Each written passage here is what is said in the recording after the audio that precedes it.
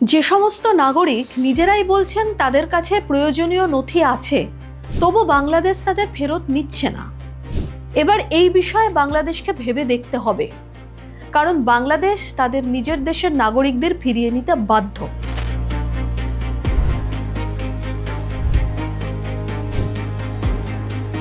সেখানে অযথা ভারত বিদ্বেষের ন্যারেটিভ ছড়িয়ে কোনো লাভ হবে না।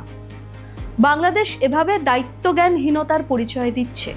তাদের আরও মানবিক হওয়ার প্রয়োজন আছে। কাঁটাতার ও পুশব্যাক পুশিন ইস্যুতে বাংলাদেশের ভূমিকা গ্রহণযোগ্য নয়, কারণ বাংলাদেশ ভারত বিদ্বেষ উস্কাতেই জিয়ে রাখার চেষ্টা করছে এই ইস্যু। কি বললেন অধ্যাপক গবেষক উর্বি দাস? চোখ রাখুন আজকের এই প্রতিবেদনে।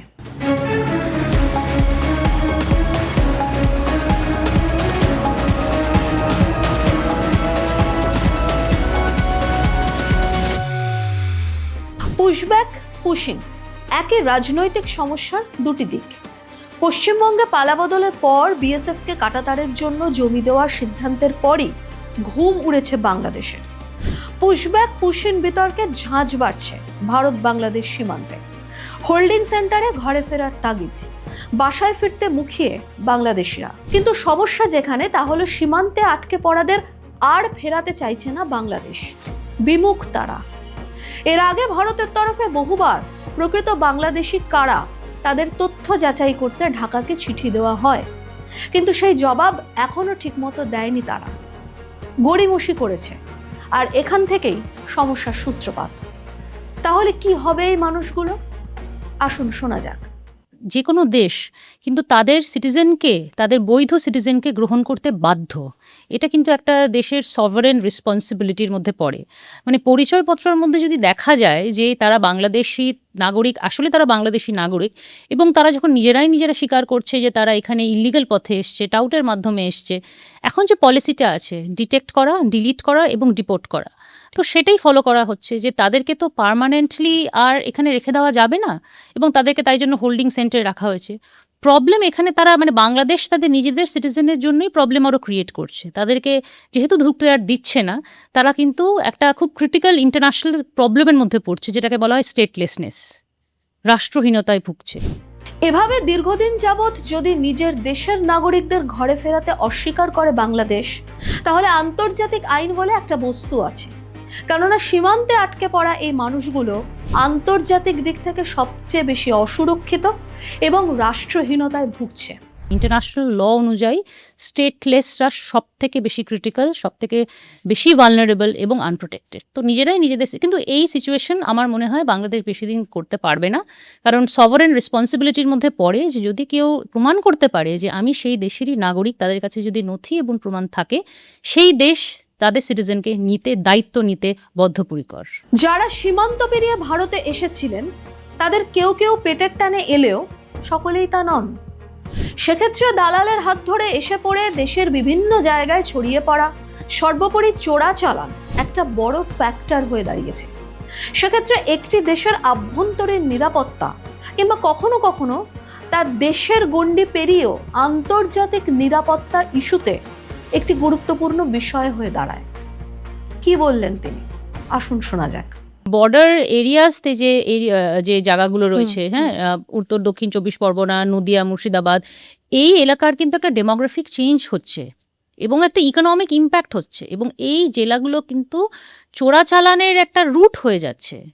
এবং শুধুমাত্র যে এটা বাংলাদেশ এর প্রবলেম বা এটা ভারত বাংলাদেশের প্রবলেমের মধ্যেই সীমিত তা না, এন্টায়ার যে সাউথ এশিয়ান সিকিউরিটিটা রয়েছে, সেই এন্টায়ার সাউথ এশিয়ান সিকিউরিটিটা কিন্তু ইম্প্যাক্ট করছে এবং খুব মানে বাজেভাবে সেটা ইম্প্যাক্ট হচ্ছে। শরণার্থী ইস্যুতে ভারত বরাবরই সহমর্মী ও সমব্যথী। 71-এর যুদ্ধে পূর্ব পাকিস্তান তার নমুনা দেখেছে। তারপরও ভারতের বিরুদ্ধে গায়ের জোরে বাংলাদেশে পুশিনের অভিযোগ উঠছে বারবার। সোশ্যাল মিডিয়া ভরছে নিত্য নতুন ভারত বিদ্বেষের ন্যারেটিভে। কনভেনশনের পার্ট তাকে হতে লাগে না প্রোটেকশন দিতে। সবসময় কিন্তু ভারতবর্ষ শরণার্থীদেরকে পূর্ণ তাদের মর্যাদা রক্ষা করেছে, তাদের সমস্ত কিছু ফুড, ক্লোদিং, শেল্টার প্রোটেক্ট করেছে। 1971-এর যে বাংলাদেশ লিবারেশন ওয়ারের সময় যে ক্রাইসিসটা তৈরি হয়েছিল, সাউথ এশিয়াতে সব থেকে বৃহত্তর ক্রাইসিস, মানে 10 মিলিয়ন রিফিউজিসরা তারা বর্ডার ক্রস করে এসছিল। ভারতবর্ষ কিন্তু তাদেরকে প্রোটেক্ট করেছে, তাদেরকে তাদের মান মর্যাদা সহ তাদেরকে প্রোটেক্ট করেছে। নিজের দেশের নাগরিকদের ঘরে ফেরাতে অস্বীকার করে বাংলাদেশ আসলে ভারতের মতো একটা প্রতিবেশী দেশের সঙ্গে সম্পর্ক খারাপ করছে। বাংলাদেশ তাদের নিতে বাধ্য, কারণ এভাবে বেশি দিন চলতে পারে না।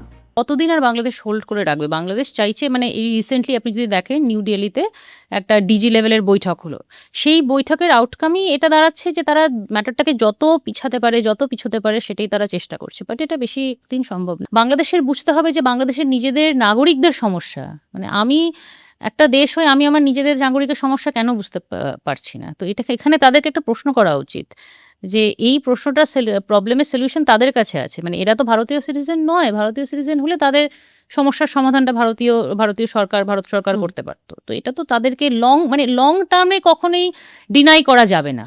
হ্যাঁ, শর্ট টার্মে করে প্রবলেমটাকে যতটা পারছে তারা স্ট্রেচ করার চেষ্টা করছে। পুশব্যাক পুশিন বিতর্কের নিষ্পত্তিতে বিএসএফ বিজেপির বৈঠক সেই অর্থে কোনো আশানুরূপ ফল দিতে পারেনি। তাছাড়া ভারতও কোনোদিন অ্যাগ্রেসিভ নীতিও নেয়নি বাংলাদেশের প্রতি। তারপরেও বাংলাদেশ নিজের দেশের নাগরিকদের থেকে মুখ ফিরিয়েছে। নিজের দেশের সমস্যার সমাধান না করে ভারত বিদ্বেষী যেন তাদের একমাত্র টার্গেট হয়ে উঠেছে। বাংলাদেশের একাংশ আখেরে ক্রিমিনালদেরই উৎসাহিত করছে। আসুন শুনে নি কি বললেন তিনি। যারা ফান্ডামেন্টালিস্ট, যারা এই জিনিসগুলোকেই তারা চ্যানেল করতে ভালোবাসে, আমি বলবো যে তারা এই ক্রিমিনাল নেটওয়ার্কের ফিট করছে। তারা চেয়ে না চেয়ে কিন্তু এই যে ইররেশনাল যে নেটওয়ার্কটা রয়েছে বা এই যে ক্রিমিনাল নেটওয়ার্কটা রয়েছে, তারা কিন্তু সেটাকে ফিট করে যাচ্ছে। সবচেয়ে গুরুত্বপূর্ণ বিষয়, ভারত কিন্তু জোর করে কাঁটাতার দিচ্ছে না, এবং দিলেও নিজের দেশেই তা করছে। তাছাড়া কাঁটাতার দেওয়া নিয়ে বাংলাদেশ ভারতের ওপর যতই খড়গহস্ত হোক না কেন, আখেরে কিন্তু ভালোই হবে বাংলাদেশে। কি বললেন অধ্যাপক পূর্বী দাস? আসুন শোনা যাক। সমস্যাটা সমাধান হবে কাঁটাতার দেওয়ার ফলে, সেটা হচ্ছে যে কোনো রকমের যে পাচার চক্র চলছে, সেই পাচার চক্র সবার আগে বন্ধ হবে। হ্যাঁ, এবং এখানে সব থেকে বেশি পাচার যে নারী পাচার হয় বা যে শিশু পাচার হয়, এটা কিন্তু খুব ক্রিটিক্যাল জিনিস। মানে ভারত বাংলাদেশের মধ্যে যে প্রবলেমটা রয়েছে, হ্যাঁ, এটাকে অনেক বছর ধরে সিকিউরিটি স্টাডিজের লোকেরা বলতো যে এগুলো হচ্ছে নন ট্র্যাডিশনাল সিকিউরিটি থ্রেট, কিন্তু এখন দেখা যাচ্ছে যে বিশ্বায়নের পরবর্তী সময়টা থেকে এগুলো কিন্তু আর নন ট্র্যাডিশনাল নয়, কারণ এগুলো একটি দেশকে ততটাই সংখ্যক ডেঞ্জারে ফেলতে পারে যতটা না একটা নিউক্লিয়ার ব্লাস্ট ফেলতে পারে। মানে আপনার দেশের নারী এবং শিশু পাচার চক্র হচ্ছে অর্ধেক ইউথ, তারপর ড্রাগ পাচার চক্র, মানে অর্ধেক ইউথকেই যদি সেই নেশাগ্রস্ত করে দেওয়া হয়। এবং ভারত বাংলাদেশের সীমান্তে কিন্তু এই কোকেন বলুন, মেথ বলুন, যে এই সমস্ত যে ক্রিটিক্যাল ড্রাগগুলো রয়েছে সেগুলো কিন্তু পাচার হচ্ছে। একটা জিনিস আরেকটা ক্রিমিনাল নেটওয়ার্কে ফিড করে। সবচেয়ে গুরুত্বপূর্ণ বিষয় হলো, যা আমরা আগেই আপনাদের বলেছি, সেটা হলো কাঁটাতার দিলে দু দেশের সম্পর্কের ভীতি আসলে পোক্ত হবে। বর্ডার সিকিউরিটির প্রশ্ন নয়, এটা বর্ডার ম্যানেজমেন্টের একটা প্রশ্ন। সেই বর্ডার ম্যানেজমেন্টটা কিন্তু দু দেশেরই ভালো হবে। এত কিছুর মাঝে পুশব্যাক পুশিন তত্ত্বের মাঝে পড়ে কাঁটাতারেই আটকে রয়েছে যাদের জীবন, যারা ফিরতে চান নিজের দেশে অথচ পারছেন না, যাদের কাছে প্রয়োজনীয় নথি থাকা সত্ত্বেও বাংলাদেশ তাদের গ্রহণ করছে না, যাদের কাছে প্রয়োজনীয় নথি থাকা সত্ত্বেও বাংলাদেশ যাদের ফিরিয়ে দিচ্ছে, তাদের প্রতি আরও একটু মানবিক হোক ঢাকা। বাংলাদেশেরই উচিত এই জিনিসটাকে অনেকটা হিউম্যানভাবে দেখার, কারণ তারা যখন প্রমাণ দিচ্ছে বা ক্রমাগত প্রমাণ দিয়ে চলেছে যে তারা বাংলাদেশি নাগরিক, হ্যাঁ, এবং হোল্ডিং সেন্টারে যারা রয়েছে, যে বললাম যে স্টেটলেস সিটিজেন্স যারা হয়, যারা মাঝখানে পড়ে থাকে, তাদের অবস্থা সব থেকে খারাপ হয়, কারণ তারা কারোরই প্রোটেকশন পায় না। গায়ের জোর নয়, যেটা ন্যায্য অধিকার, তা থেকে সীমান্তে আটকে পড়াদের বঞ্চিত করতে পারবে না বাংলাদেশ। ভারত বিদ্বেষ উস্কে সোশ্যাল মিডিয়ায় একের পর এক ফেক নিউজ, উস্কানিমূলক খবর ছড়ালেও যে মূল ইস্যু থেকে নজর ঘোরানো যাবে না সেটি স্পষ্ট। সেক্ষেত্রে এই ইস্যু জিয়ে না রেখে দ্রুত তার সমাধানই দস্তুর বলে মনে করেন তিনি। আপনিও কি সহমত? লিখে জানান কমেন্ট বক্সে। ভিডিওটি ভালো লাগলে লাইক শেয়ার করতে ভুলবেন না, সেই সঙ্গে চ্যানেলটি সাবস্ক্রাইবেরও অনুরোধ রইল। দেখতে থাকুন জিও পালস টিভি।